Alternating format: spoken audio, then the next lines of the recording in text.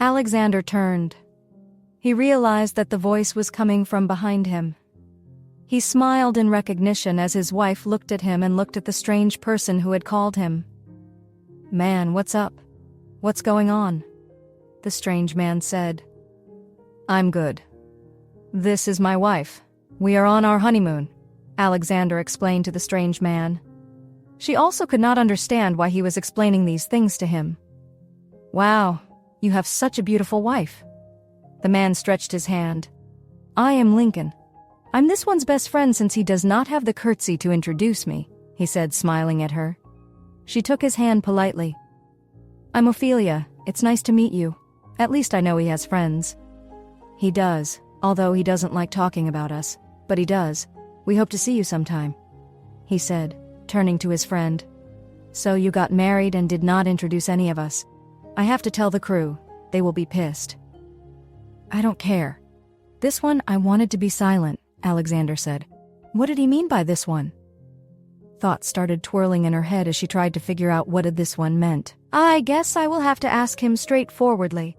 What is this one? Is there another one?" she asked herself, zoning out from the conversation going on in front of her. "So, what are you doing in the airport? Are you coming from somewhere?" Alexander asked. "Yes, I was actually coming from New Zealand. We have some projects over there, you know. But don't worry, we'll talk about it when I come visit you after the honeymoon," he said with emphasis on after. "Okay, bro, take care of yourself," he said, shaking hands as Lincoln left them. "Alexander, what did you mean by this one?" she asked him curiously. "I don't understand. In what context?" he said, feigning ignorance. "You just said this one I wanted to keep silent." "What do you mean by this one? Is there another one you didn't keep silent?" she asked, wanting to know. He was like a mystery to her. She did not know anything about this man in front of her. Was she to just stay like that and pretend like everything was okay? She wanted to know the man that she would call husband, or rather, she had started calling husband. "I'll tell you if we can make it into the plane because according to my time here, we are late," he said, looking at his wristwatch. This was just a guise to distract her. The truth was that they were not late for anything because he never booked a flight.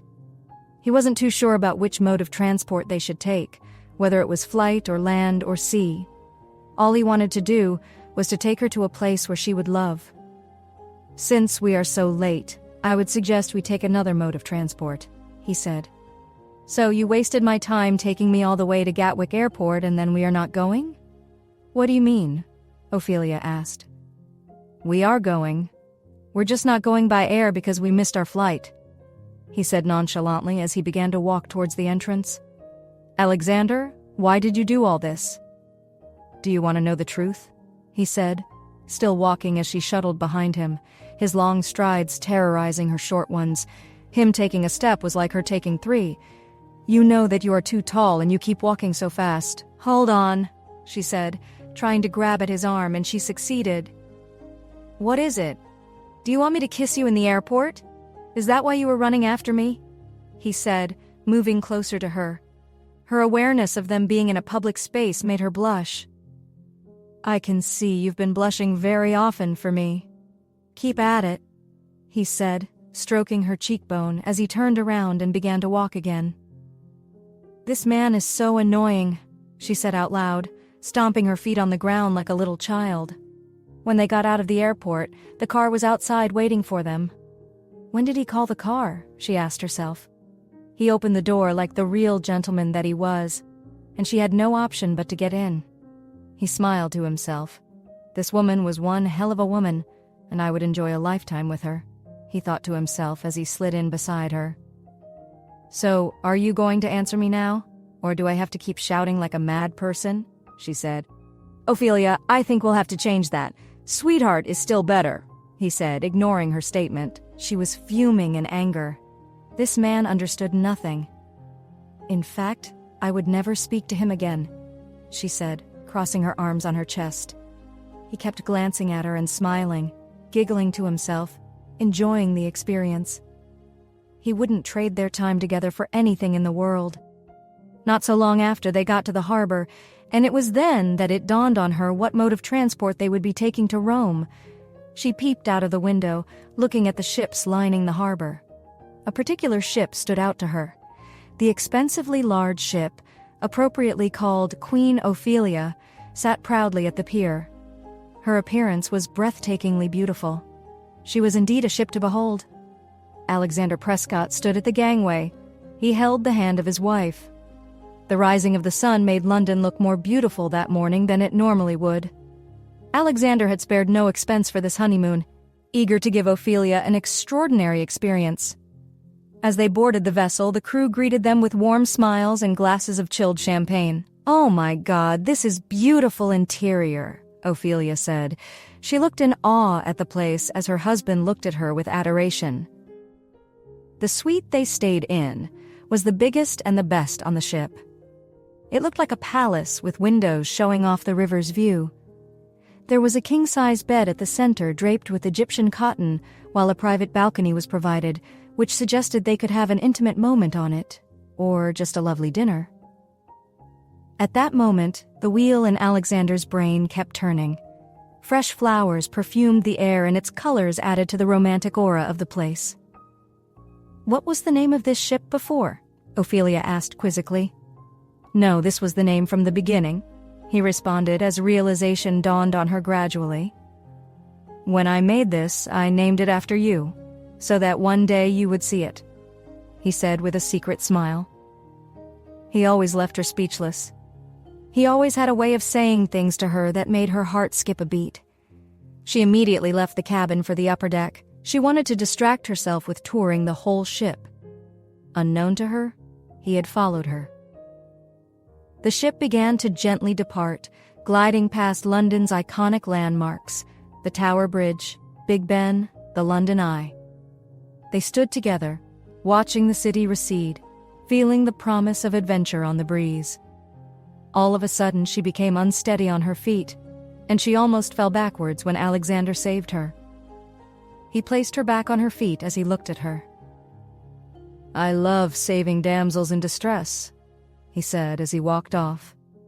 Then, all of a sudden, he turned around. "We're having breakfast. Come with me," he said, and as if on command, she followed him. Behind, she walked slowly.